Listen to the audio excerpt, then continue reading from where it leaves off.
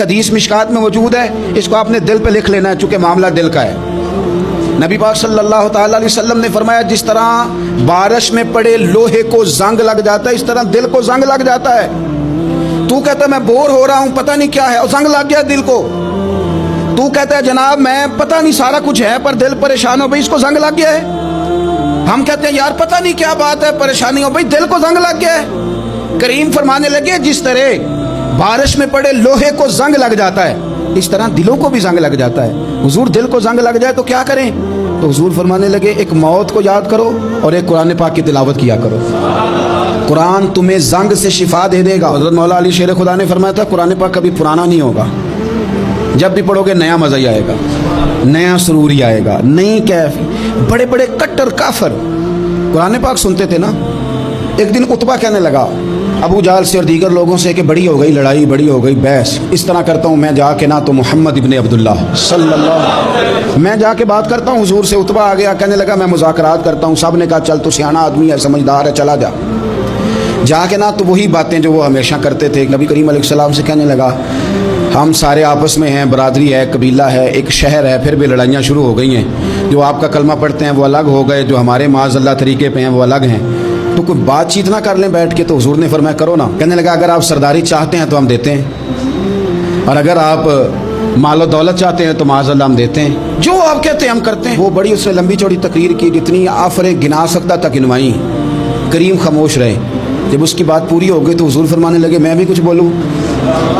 کہنے لگا بولیں۔ میرے نبی پاک نے قرآن پاک پڑھنا شروع کر دیا، چند آیتیں پڑھی، کھڑا تھا بیٹھ گیا، پھر اٹھ پڑا، کبھی ادھر جاتا ہے کبھی ادھر آتا ہے۔ حضور نے تلاوت ختم کی، کہا کوئی بات کرنی ہے؟ کہنے لگا نہیں مجھے اجازت دے دے۔ واپس گیا، جب گیا نا تو ابو جہل دور سے دیکھ کے کہنے لگا جو گیا تھا وہ تو عتبہ تھا اور یہ جو آ رہا ہے یہ کوئی اور ہے۔ حضرت صدیق اکبر نا اپنے گھر کے سین میں بیٹھ کے قرآن پاک پڑھتے تھے تو رویا کرتے تھے، روتے تھے۔ مکے کے کچھ سردار اکٹھے ہو کے نبی کریم کی بارگاہ میں گئے، کہنے لگے ایک تو صدیق اکبر کو منع کریں کہ قرآن اونچا نہ پڑھا کریں، اور اگر اونچا پڑھنا ہے تو پھر ان سے کہیں پڑھ کے رویا نہ کرے۔ حضور نے فرمایا اپنے گھر میں بیٹھ کے پڑھتا ہے روتا ہے تمہیں کیا ہے؟ یا رسول اللہ یہ ابو بکر صدیق جب قرآن پاک کی تلاوت کر کے روتے ہیں نا تو ہماری بچیاں بھی رونے لگتی ہیں، ہماری عورتیں گھر کا کام کاج چھوڑ کے تو صدیق اکبر کے دروازے پہ کھڑی ہو کے روتی رہتی ہیں۔ حضور ان سے کہیں کہ قرآن سے جو شغف ہے ان کا، کہاں گئے مسلمان جو قرآن پڑھنے والے؟ میں کس طرح یہ بات بیان کروں کہ کچھ لوگوں نے رمضان میں بھی قرآن پاک ایک بھی ختم نہیں کیا، رمضان شریف میں بھی ایک قرآن پاک کی توفیق نہیں ہوئی، لے گیا سارا کچھ ہماری خوش گپیاں۔ کمال ہو گئی، ہم نے سوچا ہی نہیں، فکر ہی نہیں کی۔ لوگ کہتے ہیں میں بوڑھا ہو گیا ہوں، زبان موٹی ہو گئی ہے، قرآن کیسے سیکھوں؟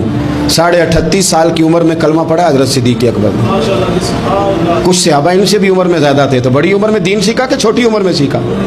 ہمیں کیا ہو گیا ہے؟ قرآن پاک کی طرف توجہ کرو۔ میرے نبی پاک علیہ السلام نے فرمایا اس قرآن کی برکت سے اللہ قوموں کو عروج عطا کرے گا، اس کی برکت سے ہی قوموں کو زوال ہوگا۔